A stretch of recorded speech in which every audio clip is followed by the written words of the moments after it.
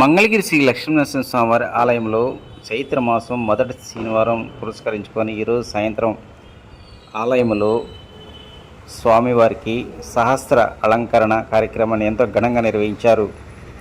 ఈ యొక్క కార్యక్రమంలో 1000 ఒత్తి దీపాలను వెలిగించి స్వామివారికి తమ యొక్క భక్తిని చాటుకున్నారు.